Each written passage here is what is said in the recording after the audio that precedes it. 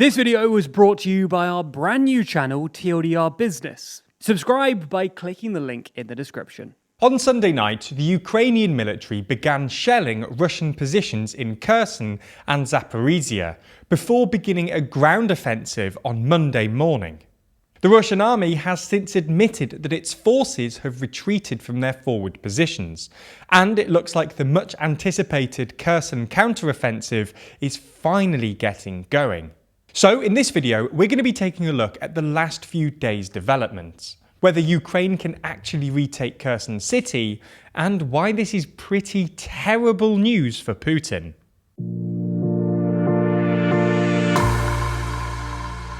So before we get into the recent developments, a bit of context. Russian forces captured Kherson city, the regional capital of the Kherson Oblast, with a pre-war population of nearly 300,000 people in early March. This was a symbolic victory for the Russian army. It was the westernmost city to fall under Russian occupation, and the only regional capital captured in the first few months of the war. Since it was captured 6 months ago, in response to widespread protest, the occupying Russian forces abducted the ringleaders, including the mayor of Kherson, and replaced them with pro-Russian sympathizers. Since then, the occupying forces have steadily tried to Russify the city, by introducing the ruble, offering residents Russian passports, and even planning a referendum on accession to the Russian Federation. In the last few months, however, Ukrainian forces have staged a series of successful counterattacks in the Kherson Oblast, taking advantage of the fact that the bulk of Russian forces have been deployed around Donbass in an effort to consolidate Russian gains in the area and ultimately occupy the Luhansk and Donetsk Oblasts, the two territories claimed by the Donetsk People's Republic and the Luhansk People's Republic respectively. By July, Ukrainian forces had made sufficient progress to be able to strike Kherson city with Western-supplied HIMARS systems. Kherson is the only major city the Russians have taken that lies on the western side of the Dnipro River, and Ukrainian forces realised they could isolate them if they cut off the supply routes from the other side of the river. Hence, in late July and early August, Ukrainian forces struck the two main supply routes for Russian troops into Kherson city. The Novokakhovka Dam, which also acts as a bridge for Russian military hardware, and the Antonivsky Bridge in central Kherson. Unsurprisingly, this sparked a lot of excited chatter about the prospect of an imminent Ukrainian counteroffensive, and we even did a video about it at the time. If the Ukrainians could disable the bridges into Kherson, the 20,000 or so Russian troops stationed in the city would be isolated, and Ukrainian forces could slowly squeeze them out of the city. However, for the last couple of weeks, Ukrainian officials have made an active effort to downplay Ukraine's chances in the region. Senior military officials in Kiev claimed that they didn't have the strength, and other Ukrainian forces said that they lacked the troops and air cover.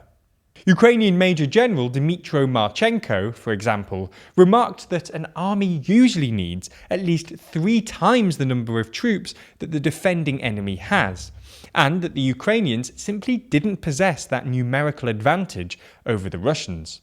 The media's enthusiasm evaporated accordingly, and Western outlets published pieces telling their readers not to get too excited about any potential offensive. However, all of this now looks like a bluff, given what's happened in the last few days. On Sunday evening, Ukrainian artillery and HIMARS began shelling the Russian front lines, softening them for the ground offensive that began on Monday morning. While it's hard to know exactly what happened, because Ukraine has tried to avoid advertising its movements for intelligence reasons, analysis of open source data suggests that the Ukrainians staged offensives all along the Kherson front lines, and have recaptured the towns of Sukhi Stavok and Oleksandrivka, which lie about 60 kilometers and 25 kilometers northeast of Kherson respectively. Ukrainian officials claimed that all bridges into Kherson city had been destroyed, leaving only pedestrian crossings, and that there were reports that occupying forces had started evacuating Novokakhovka, one of the 2 main bridges across the Dnipro.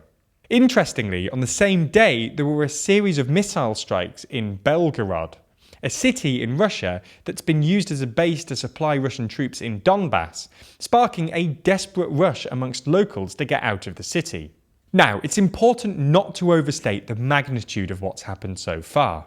While the Ukrainians have definitely made advances, these mostly involved pushing through the front line, and making further gains will be much more difficult.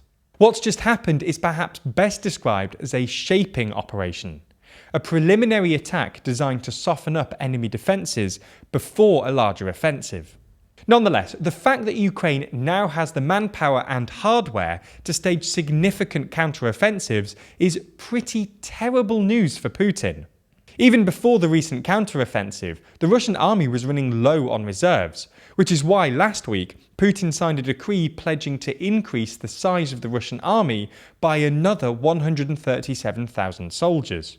Similarly, recent reports suggest that Russia is about to deploy its new 3rd Army Corps, a volunteer battalion created in June with an estimated 40,000 troops. Interestingly, despite the fact that these recruits have basically no military experience and at most a few months of training, video evidence suggests that they're being equipped with Russia's latest military tech. This is in stark contrast to other volunteer units, like the North Ossetian Alana battalion, which were flung into Ukraine with outdated Soviet-era hardware, and suggest that Moscow is really getting desperate. It's important to remember quite how badly this is all going for the Kremlin.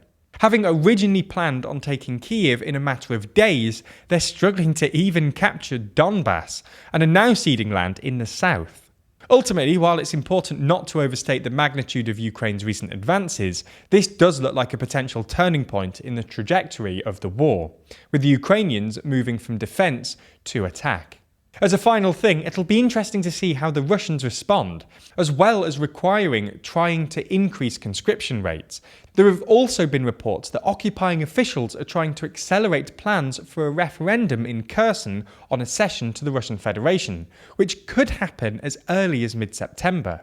We'll be doing a video on all of this as it happens, so if you're interested, make sure you subscribe to the channel. This might not be the only channel of ours that you're interested in though. Last week, we've launched a brand new TLDR channel all about business and how it interacts with politics, people and society.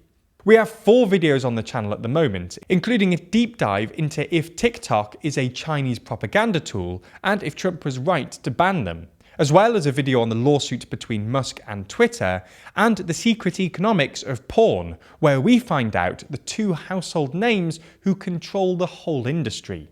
There's more to come though, so head over to the channel, check out those videos, and subscribe to TLDR Business.